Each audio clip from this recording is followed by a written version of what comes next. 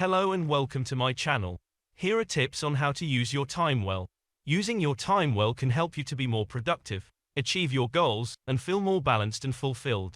Strategies to use your time well. Number 1. Set clear goals. Identify your priorities and set specific, achievable goals for yourself. This can help you to focus your efforts and use your time more effectively. Number 2. Plan your time. Make a schedule or to-do list to help you organize your tasks and allocate your time effectively. Number 3. Focus on one task at a time.